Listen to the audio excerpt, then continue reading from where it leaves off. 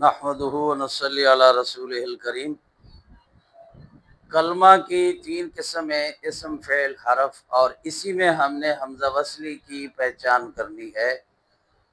تو اس سے قبل اسم کے بارے میں بتایا تھا کہ اسم کی دو قسمیں ہیں، اسماء مصادر اور غیر مصادر، پھر ان کی تعریف۔ پھر اسم کے بعد آج فعل کی باری ہے، آج اس کا سبق ہے۔ اس میں ہم نے حمزہ وصلی کی پہچان کرنی ہے کہ ہم فعل کے جو حمزہ وصلی ہے اس سے اگر کلمے کی ابتدا کریں تو کون کون سی حرکت دینی ہے۔ تو فعل میں فعل کے حمزہ وصلی کی پہچان، اگر فعل کے تیسرے حرف پر ضمہ اصلی ہو تو حمزہ وصلی مضموم ہوگا۔ یاد رکھیے، اسم میں تیسرا حرف ہم نہیں دیکھیں گے، اسم کا حمزہ وصلی مکسور ہوتا ہے۔ وہ پکی بات ہے کہ اس سے کلمے کی ابتدا کریں تو وہ کسرہ دی جائے گی اسم میں، جیسا کہ مثال کے طور پر اسم، ابن، ابنتن وغیرہ۔ اور اگر کلمے کے شروع میں الف لام ہو، جیسے الملک، القدوس، السلام، تو وہاں پر پھر ہم نے زبر دینی ہے، جس کو ہم لام تعریف کہتے ہیں۔ لیکن چونکہ فعل کی بات ہے تو فعل کے تیسرے حرف کو دیکھیں گے۔ فعل کا جو بھی کلمہ ہوگا حمزہ کو بیچ میں گنیں گے، جیسے مثال ہے انظروا، تو اب اس میں حمزہ کو گنیں گے، حمزہ نون ضا۔ تو اب ہم نے انظروا میں تیسرے حرف کو دیکھنا ہے کہ حمزہ نون اور ضا تیسرا حرف بنتا ہے، اس پر ضمہ ہے یعنی پیش ہے، تو شروع میں جو حمزہ وصلی ہے اس کو ہم پیش دیں گے یعنی ضمہ دیں گے۔ تو لہذا یہ پہچان کے طریقے ہیں کہ اگر فعل کے تیسرے حرف پر ضمہ اصلی ہو یعنی پیش اصلی ہو، اب اصلی کے مقابلے میں عارضی بھی ہے، وہ یہاں پر ہے، آگے آ رہی ہے، یہاں پہنچ کر یہ ضمہ عارضی کی بات بتاؤں گا، پیش عارضی کی بات بتاؤں گا۔ یہاں پر ان چند کلمات کے علاوہ پورے قرآن پاک میں جہاں فعل کے تیسرے حرف پر ضمہ ہوگا اس کے حمزہ وصلی کو ہم پیش دیں گے یعنی ضمہ دیں گے۔ تو فعل کے تیسرے حرف پر ضمہ اصلی ہو تو حمزہ وصلی مضموم ہوگا، اور حکم اس کا یہ ہے کہ ابتدا میں حمزہ وصلی مضموم ہوتا ہے۔ اگر فعل کے تیسرے حرف پر ضمہ اصلی ہو تو ابتدا میں حمزہ وصلی مضموم ہوتا ہے، اور یہ وصل میں حذف ہو جاتا ہے۔ مثال کے طور پر اقتلوا، اب اس کا حمزہ وصلی مضموم ہے کیونکہ اقتلوا کی تا تیسرا حرف اس پر ضمہ اصلی ہے، لیکن حمزہ وصلی اس کا وصل میں گر جائے گا، جیسے شروع میں سورہ یوسف کے شروع میں پہلے رکوع میں دیکھیں لفی ضلال مبین اقتلوا، اب ملا کے پڑھیں گے تو حمزہ وصلی گر جائے گا۔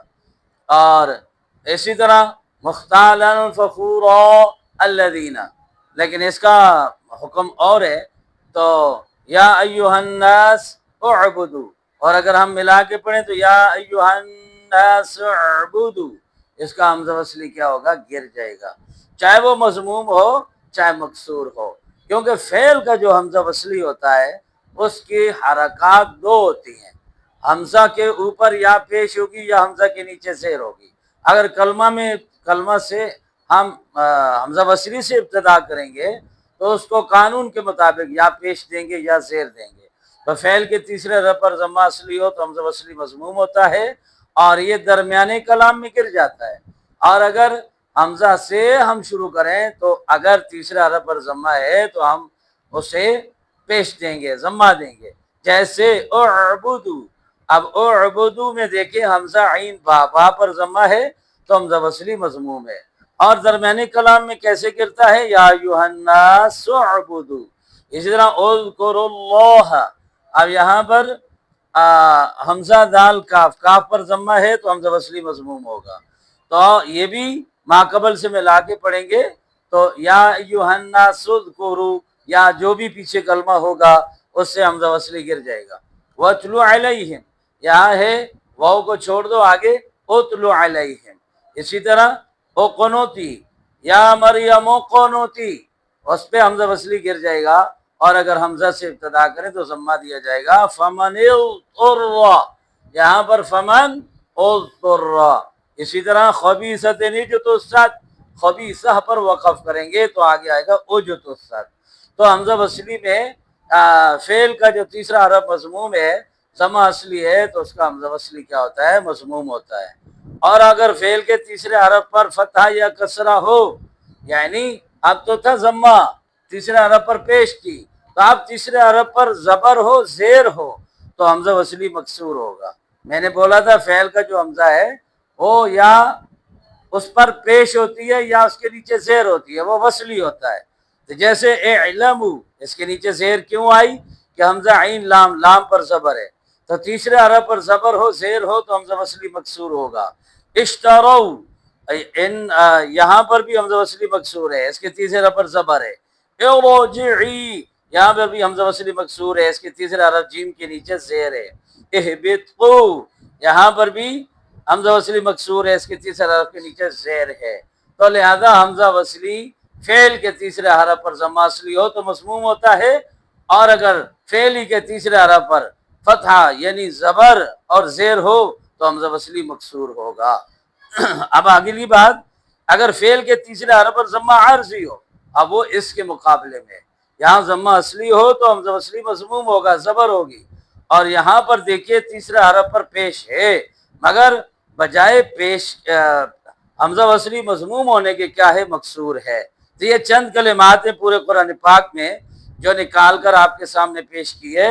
ایتو، ابنو، اقضو، امشو، اتقو، ان افعال میں تیسرے حرف پر ضمہ عارضی ہے، تو اب یہاں پر ضمہ اصلی تھا، یہاں پر ضمہ عارضی ہے، تو اب فعل کے تیسرے حرف پر فتحہ، کسرہ، ضمہ عارضی ہو تو حمزہ وصلی مکسور ہوتا ہے، تو یہاں ہم اس کو کسرہ دیں گے۔ ایتو، ابنو، اقضو، امشو، اتقو، ان افعال کے تیسرے حرف پر ضمہ عارضی ہے۔ اصل میں یہ تھے ایتیو، ابنیو، اقضیو، امشیو، اتقیو۔ تو اب قاعدہ کلیہ کے مطابق اب ہم کیا کریں گے کہ تیسرے حرف کے نیچے کسرہ ہے، تو اب اصل کا اعتبار کرتے ہوئے حمزہ وصلی مکسور ہوا، کیونکہ اصل میں یہ کلمات اس طرح تھے، تو کسی علت کی بنا پر یہاں ایتو، ابنو، اقضو، امشو، اتقو لکھا گیا، تو اب اصل کا اعتبار کرتے ہوئے ہم نے اس کو کسرہ دینی ہے۔ یہاں پر گو ادھر ضمہ ہے، لیکن ہم نے ان کو دیکھ کر اس کو کسرہ دیا ہے، تو اس وجہ سے یہ تمام کلمات اصل میں اس طرح تھے۔ تیسرے حرف کے نیچے اصل میں کسرہ تھی، اصل کا اعتبار کرتے ہوئے حمزہ وصلی مکسور ہوا۔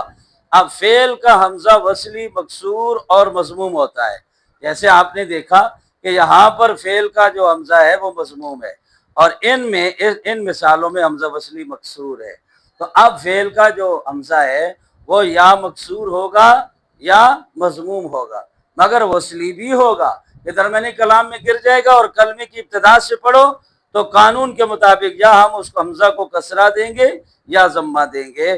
اگر وہ فعل کا جو حمزہ ابتدا میں ہوگا وہ مفتوح ہوگا تو قطعی ہوگا۔ تو ماشاءاللہ فعل کے بارے میں جتنی بھی باتیں تھیں آسان اب تک پہنچا دی ہیں۔ اللہ تعالی عمل کی توفیق عطا فرمائے۔ وما علینا الا البلاغ۔